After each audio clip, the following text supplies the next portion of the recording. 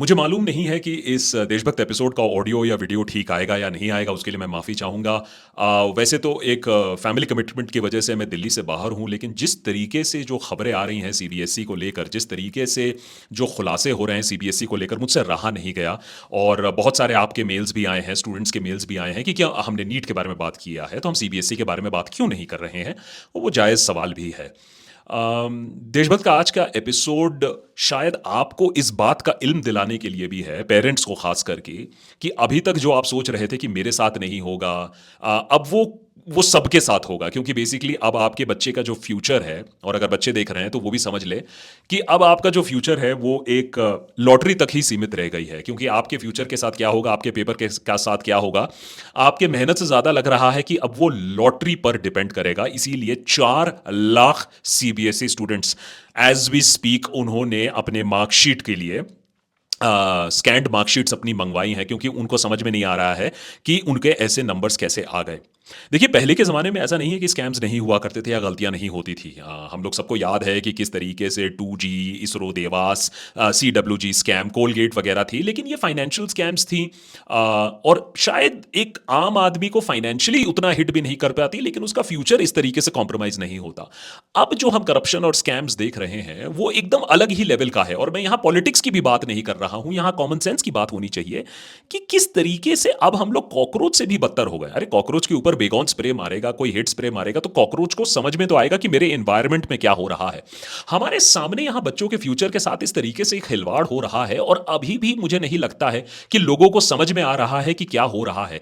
पूरी एक पीढ़ी के फ्यूचर के साथ यहां खिलवाड़ हो रहा है, एक पूरे जनरेशन को नष्ट कर दिया जा रहा है, और हमारे पास इसको रोकने के लिए, सवाल पूछने के लिए ना कोई साधन है, और मेरे ख्याल से कोई खास इंटरेस्ट भी नहीं है। देशभक्त के आज के एपिसोड में 10 सिंपल पॉइंट्स के बारे में आपको समझना चाहिए, जिसके बारे में आपको जानना चाहिए। फिर सवाल उठाए ना उठाए, कॉकरोच की तरह जिए ना जिए, वो आपकी मंशा है। लेकिन मुझे ये नहीं समझ में आता है कि 4 लाख स्टूडेंट्स को अब इतना शक हो गया है कि वो अपना स्कैंड मार्कशीट मंगवा रहे हैं। ये टोटल लॉस ऑफ ट्रस्ट है। जहां तक सीबीएसई की बात है, टोटल ब्रीच ऑफ ट्रस्ट है। मैं तो कहूंगा ये क्रिमिनल नेग्लिजेंस है। और अगर अब कोई स्टूडेंट ने अनटुवर्ड कोई कदम उठाया, कोई अनफॉर्चुनेट कदम उठाया, तो उसके लिए सीबीएसई के जो करता धरता है, ये जो एजुकेशन सेक्रेटरी, एजुकेशन मिनिस्टर है, उसके लिए वो रिस्पॉन्सिबल होंगे। क्योंकि ऐसा कैसे हो सकता है कि जो जेई एग्जाम क्रैक कर रहा है वो सीबीएसई में लुढ़क रहा है, जो 92 94 प्रीलिम्स में क्रैक कर रहा है वो 18-20 नंबर पर अटक जा रहा है। ये 1-2 तक बात नहीं रह गई है, ये बहुत बड़ी तरीके से, बहुत बड़े पैमाने पर यह स्कैम अब आगे निकल चुका है। सबसे पहले बात, अगर आप जो चीज़ प्रूव हो चुकी है उसके बारे में अगर हम बात कर लें, जिस तरीके से स्कैन किए गए थे पेपर, क्योंकि अगर आपको मालूम नहीं तो अब सीबीएसई ने कहा कि हम इसको ओएसएम की तरह करेंगे, कि ऑन स्क्रीन मार्किंग होगी, हाई टेक ट्रांसपेरेंट सिस्टम लाया जाएगा। लेकिन सच्चाई तो हमेशा जो पेपर में हमें बताया जाता है वो है नहीं। सच्चाई तो यही है हमारे पास कि जो स्कैन्स किए गए थे वो ट्रंकेटेड थे, ब्लरी थे, अनरीडेबल थे, कॉर्नर्स वर मिसिंग। जो टीचर आंसर करना भी चाहे, आंसर शीट को चेक भी करना चाहे ठीक से, वो ना कर पाए। 13,000 से ऐसे तो बुकलेट्स आए जिनको फिर मैनुअली चेक करना पड़ा, उसकी भी ब्लेम स्टूडेंट्स के ऊपर भी दी जा रही है। लेकिन जब स्टूडेंट्स ने पेपर मंगवाया भी, जब उनके खराब नंबर आए, तो उन्हें अपना पेपर नहीं किसी और का पेपर देखा। ये किसी और देश में, किसी और सिचुएशन में कॉमेडी होता, लेकिन यहां बहुत बड़ी ट्रेजेडी हमारे सामने आ रही है। दूसरी चीज जो बिल्कुल सामने अब आ चुकी है हमारे, वो ये है कि टीचर्स को ठीक से ट्रेन नहीं किया गया था। इवैल्यूएटर्स को एक सॉफ्टवेयर पकड़ाया गया, ना वो काम करता था, ना उन्हें इफेक्टिवली इस पर ट्रेन कराया गया था, और उनके ऊपर एक प्रेशर बनाया गया था कि आपको स्पीड पर ध्यान देना है, एक्यूरेसी पर ध्यान नहीं देना है। बेसिकली आपके बच्चे और स्टूडेंट्स जो आज के डेट पर सीबीएसई दे रहे हैं, या तो वो लॉटरी पर डिपेंड कर रहे हैं कि भैया मेरा पेपर स्कैन हुआ या नहीं। उसके बाद अगर गलती से स्कैन हो गया तो आपके पास एक इन्विजिलेटर आता है, आपके पास एक एग्जामिनर आता है, जिसको बोला गया है कि भैया मुझे तो स्पीड देखना है, एक्यूरेसी नहीं देखना है। उसके बाद अगर आपका पेपर फेरबदल नहीं हुआ हो तो आप कुछ मार्क्स की उम्मीद कर सकते हैं। लेकिन इसके चलते ऑब्वियसली इतने गैप्स हो गए हैं सिस्टम में, इतनी बुरी तरीके से पूरे सिस्टम को डिजाइन किया गया है जिससे टीचर्स भी कह रहे थे कि मेरे मेरे हमारे ऊपर फटीग है, सॉफ्टवेयर रीसेट है, लॉगिन प्रॉब्लम्स हैं, हमारी वार्निंग्स को इग्नोर किया गया है। तो ये साफ तरीके से दिखाता है कि बच्चों के फ्यूचर को कंप्लीटली डिसरिगार्ड और इग्नोर किया गया था। तीसरी बात, जहां तक अगर गवर्निंग बॉडी की सीबीएसई की करें, तो सीबीएसई के गवर्निंग बॉडी ने बोला था कि 22 रीजनल ऑफिसेज में आप इसको एक सैंपल टेस्ट तो कराइए। बच्चे कोई लैब रैट्स तो है नहीं, चूहे तो है नहीं कि आपने उसके ऊपर एक अनटेस्टेड सिस्टम थोप दिया। लेकिन गवर्निंग बॉडी के सजेशन को भी इग्नोर कर दिया गया। ये 22 रीजनल ऑफिसेज में कोई टेस्ट, कोई प्रिलिमिनरी एग्जामिनेशन सिस्टम नहीं हुआ जहां इस ओएसएम को टेस्ट किया जा सके, सॉफ्टवेयर को टेस्ट किया जा सके। एक दो दिन का ड्राई रन हुआ था सिर्फ 100 टीचर जो दिल्ली में थे, और उन्होंने भी बोला था कि इसको फुली रोल आउट मत करिए, लेकिन फिर भी इसको रोल आउट कर दिया गया क्योंकि भाई जनता ने सोचा होगा कि भैया सीबीएसई कर रही है, सरकार कर रही है, कुछ सोच के ही कर रही होगी। लेकिन इसी रश्ड आउट इंप्लीमेंटेशन के चलते अब हमको समझ में आ रहा है कि एक तरफ नीट और बाकी तमाम एंट्रेंस एग्जामिनेशन में पेपर लीक एक तरफ, और दूसरी तरफ यहां तो सिस्टम ही इतना खराब है कि वो स्टूडेंट्स के फ्यूचर को मारने की, स्टूडेंट्स का गला घोटने का काम यहां चल रहा है। और अगर ये चीजें अब सामने आई हैं, जब सवाल पूछा जा रहा है, तो जो एजेंसी हेड्स हैं वो क्या कह रहे हैं कि हाँ ठीक है, थोड़ी बहुत गलती हो गई तो कौन सी बड़ी बात है, गलतियां तो सबसे होती हैं, गलती का अब हम निवारण निकाल रहे हैं, आईआईटी को इन्वॉल्व कर रहे हैं। इसके बीच में गलती में आपके बच्चे का फ्यूचर कंप्लीटली सर्वनाश हो जाए तो हो जाए, कोई बात नहीं। अब देश के लिए इतना तो करना पड़ेगा ना। सोल्जर सियाचिन में खड़ा हुआ है तो आपका बच्चा फेल कर जाए उसके बिना गलती के, तो आप क्या कर सकते हो? बच्चों का भविष्य ठीक करने के लिए बहुत सारे प्रयास किए जाते हैं। कभी कभी कुछ प्रयास में कहीं कुछ ऐसी चीज हो जाती है तो इंप्रूव कर दिया जाता है। अब वो सीबीएसई का मैटर है, सीबीएसई कंपिटेंट है उसमें, और हम सबसे होती है चूक, क्यों जीवन में क्या किसी से चूक नहीं हुई है क्या? और यही आती है पूरी जो ट्रेजेडी है वो कैसे अनफोल्ड हुई है। पिछले कुछ दिनों में हमने एक शॉर्ट्स बनाकर वेदांत की स्टोरी के बारे में तो ऑब्वियसली आपको बताया था। ये स्टोरी तो खैर काफी नेशनल हेडलाइंस बटोर चुकी है कि किस तरीके से वेदांत को अपना फिजिक्स पेपर समझ में नहीं आया कि कैसे उसकी मार्किंग हुई थी, तो उसने पेपर मंगवाया। अपना पेपर मंगवाने पर तो उसने देखा कि ये तो पेपर ही मेरा नहीं है। तो पहले के जमाने में हम फाइट किया करते थे कि ये पेपर में मार्किंग गलत हुई है या सही हुई है। अब के डेट में बच्चों को फाइट करना पड़ रहा है कि ये तो मेरा पेपर ही नहीं है। तो तमाम दिक्कतें जो हुई हैं, गलत जो स्कैनिंग हुई है, गलत जो मार्किंग हुई है, वो एक तरफ। दूसरी तरफ है कि स्टूडेंट्स को अपना पेपर ही नहीं मिल रहा है, किसी और का पेपर उनके पेपर बोलकर मार्किंग की गई है। यहां आज हम सिचुएशन पे हैं। इसीलिए मैं बोल रहा हूं कॉकरोच से भी काफी बदतर सिस्टम है। क्योंकि जब वेदांत ने, जब सुनवाई नहीं हुई तो ट्विटर पर जब इसने ये बात लिखी तो ट्विटर में उसका लोकेशन क्योंकि साउथ एशिया लिखा हुआ था, तो माने जाने पत्रकार, अपने आप को सीनियर पत्रकार बोलने वाले जैसे लोग, आईटी सेल तो आप छोड़ ही दीजिए, आलोक श्रीवास्तव भी सामने आकर बोले कि पाकिस्तानी कब से सीबीएसई देने लगे। ये आलम है हमारे देश के मीडिया का कि जब बच्चा कुछ गुहार लगा रहा हो तो आप उसे पाकिस्तानी डिक्लेयर कर दो। जब बहुत ज्यादा प्रेशर माउंट हुआ thanks to social media power, जब एबीपी न्यूज ने जाकर इंटरव्यू किया तो चुपचाप आलोक श्रीवास्तव अंडरग्राउंड हो गए, ट्वीट को डिलीट कर दिया। और दुख इस बात का भी है कि हमारे सिस्टम में आज अगर कोई लालछन लगाता भी है, कोई डेफेमेशन करता भी है, अगर वो सरकार के तरफ होता है तो उसको कुछ नहीं होता है, वो चुपचाप डिलीट कर अगले दिन अपनी नफरत फैलाने के लिए फिर से बैठ जाता है। ये बात कोई रॉकेट साइंस तो है नहीं। जो समझ रहे थे कि सीबीएसई में क्या दिक्कतें हैं, संजना के साथ भी यही दिक्कत आई। संजना ने भी यही कहा कि मुझे 11 आउट ऑफ 70 मार्क्स कैसे मिले हैं। जब उसने अपना पेपर मंगवाया तो उसने भी देखा कि भैया रिस्पॉन्सेज उसके थे ही नहीं। और भी स्टूडेंट्स इसके बाद सामने आते हैं, बोलते हैं कि उनका पूरा पेपर ही स्कैन नहीं हुआ। पेज नंबर 9 से पेज नंबर 12 पर हम डायरेक्टली शिफ्ट कर गए और बहुत जगह गलत मार्किंग भी हुई है। मल्टीपल चॉइस क्वेश्चन में 0.5 मार्क्स कैसे मिल गए? स्टूडेंट्स कह रहा है या तो सही सवाल का जवाब है या तो गलत है। ये 0.5 क्या अटेम्प्ट के लिए, एमसीक्यू में क्या अटेम्प्ट के लिए ऐसे मार्क्स मिलते हैं? तो पूरा का पूरा सिस्टम कितना सड़ा गला हुआ है, ये बात अब हमारे सामने आ रही है।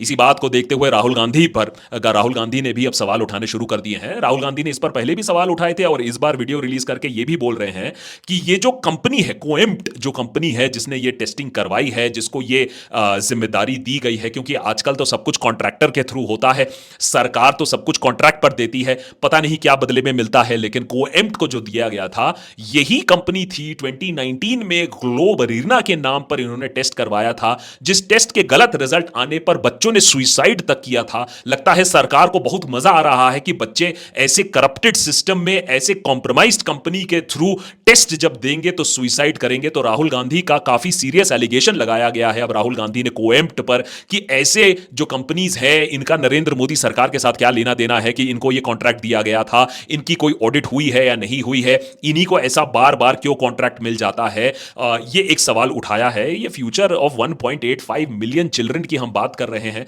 जिनमें से बाय द वे 4 लाख ने तो अपना पेपर वापस ही मंगवाया है।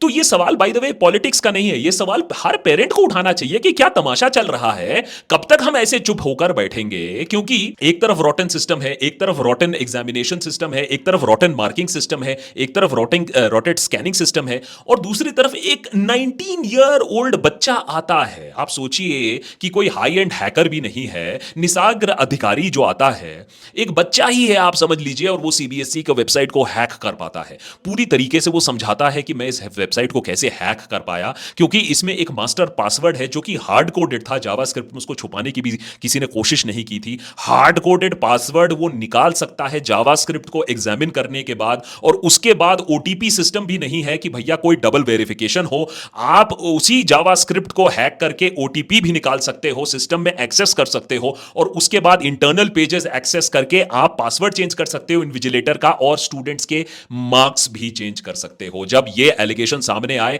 तो किसी को यकीन नहीं हुआ, लेकिन अब मल्टीपल हैकर्स ने ये चीजें और उसका जो एनालिसिस है उसको देखकर बोला है कि ये बात सही है। सीबीएसई उसके बाद आनंद फानंद में आकर कहती है नहीं नहीं, वो तो एक सैंपल साइट था जो हैक किया गया था, जो कि वो प्रूव नहीं कर पाए, क्योंकि उस सैंपल साइट को भी किसी ने खरीद लिया।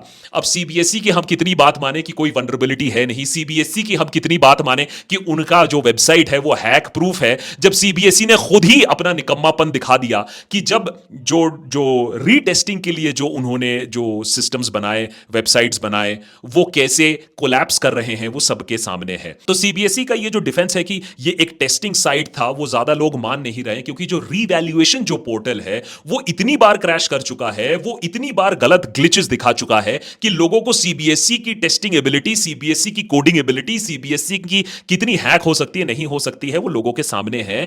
जो रीटेस्टिंग में जो पेमेंट्स मांगे गए उसमें 1 रुपए से लेकर 70,000 रुपए के पेमेंट्स फेल हो चुके हैं, स्कैन्ड कॉपीज डाउनलोड नहीं हो रही हैं, स्टूडेंट्स इंतजार कर रहे हैं कि भाई हमारा रिवैल्यूएशन कब तक होगा, और अब सीबीएसई आकर कह रही है कि रिवैल्यूएशन एरर्स भी हो सकते हैं। तो एक के बाद एक मजाक हो रहा है, हैकिंग हो रही है, और कोई जवाबदेही इस समय हमें नहीं दिख रही है। और ये जो पैटर्न है ये कोई एक बार नहीं है, एक सिस्टम ऑफ रॉटिंग जो हमें दिख रहा है सीबीएसई का, जिस तरीके से एनटीए को बनाया गया है, जिस तरीके से गवर्नेंस बनाई गई है, जिस तरीके से अकाउंटेबिलिटी नहीं है, जिस तरीके से जवाबदेही नहीं है, ये साफ साफ दिखा रहा है कि स्टूडेंट्स के फ्यूचर के साथ मजाक किया गया है। और जब से ये एनटीए बना है, जब से जवाबदेही ट्रांसपेरेंसी हटाई है, तब से आप देख रहे हो कि ये चीजें ज्यादा होंगी। अब जब ये सारा आनंद फानंद में जब ये सारे सवाल उठाए गए हैं तो फिर सिस्टम आता है, education ministry press conference hold करती है, सेक्रेटरी संजय कुमार सामने आते हैं। संजय कुमार कहते हैं कि भैया ओएसएम कुछ नया नहीं है, हम ये प्रूवन सिस्टम है, हमने 2014 में इंट्रोड्यूस किया था। और साथ साथ ये भी कहते हैं कि हाँ वो 13,000 आंसर शीट्स हैं जो लाइट पेन इस्तेमाल किया था स्टूडेंट्स, आप गलती स्टूडेंट्स की है, स्टूडेंट्स तो कॉकरोच है, लाइट पेन जो इस्तेमाल किया था उसी की वजह से ये सब हो रहा है।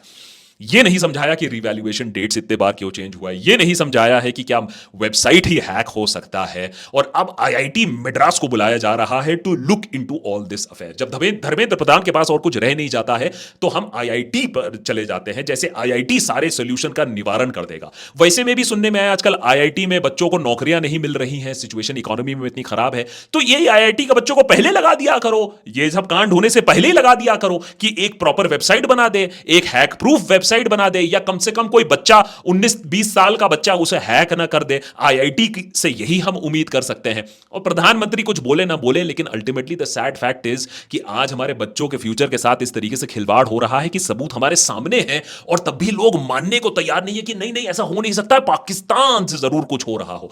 अरे भैया अगर पाकिस्तानी सब हमारे देश में काम कर लेगा तब तो और भी बड़े शर्म की बात है कि पाकिस्तानी आकर हमारे देश में इतना बड़ा हैकिंग कर रहे हैं, इतना बड़ा स्कैम एक्सपोज कर रहे हैं। तो खैर कोई बात नहीं, धुरंधर के बाद सरकार ने भी सोचा कि अगर धुरंधर देखकर लोग इतना सब बिलीव कर लेंगे डीमोनेटाइजेशन के बारे में, तो हो सकता है नीट की जिम्मेदारी, सीबीएसई की जिम्मेदारी, एसएसजी की जिम्मेदारी, सब कुछ हम लगा देते हैं पाकिस्तान के ऊपर।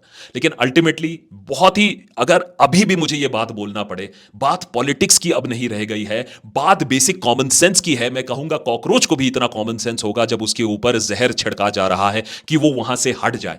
आपको और मेरे ऊपर अभी भी वही जहर छिड़का जा रहा है, कम्युनल जहर छिड़का जा रहा है, पाकिस्तान का जहर छिड़का जा रहा है, नॉन अकाउंटेबिलिटी का जहर छिड़का जा रहा है। और अब भी हम ये देखने को तैयार नहीं कि एक पूरी पीढ़ी के साथ, एक पूरे जनरेशन के साथ क्या मजाक किया जा रहा है। जब ये चीजें सामने आ रही तो सीबीएसई कह रहा है, हां ठीक है, आपका गलत पेपर था, हम आपको आपका पेपर वापस दे देते हैं, जैसे कि सिर्फ वही एक गलत पेपर था। अब आप सोचिए 4 लाख लोगों ने पेपर के लिए अप्लाई अगर किया हो तो कितनी गलतियां होंगी। और अब हमें ये डेफिनेटली चाहिए कि भैया ये स्टूडेंट्स का फ्यूचर है। ये तो एंट्रेंस एग्जामिनेशन में हम 7 साल में 60 ऐसे लीक्स देख चुके हैं, लेकिन ये तो लीक से भी बदतर सिचुएशन है जहां पूरा का पूरा सिस्टम ही रिग्ड है, पूरा का पूरा सिस्टम ही रॉटन है, जहां बच्चों को फ्यूचर के साथ इस तरीके से खिलवाड़ किया जा रहा है। हाथ जोड़कर विनती करूंगा सरकार से कि बॉस थोड़ा सा तो शर्म कर लो, अब बच्चों के फ्यूचर के साथ ऐसे मत खेलो। कम से कम थोड़ा आकर, मैं जानता हूं आप रिजाइन नहीं करोगे, आप तो नॉन बायोलॉजिकल लोग हो,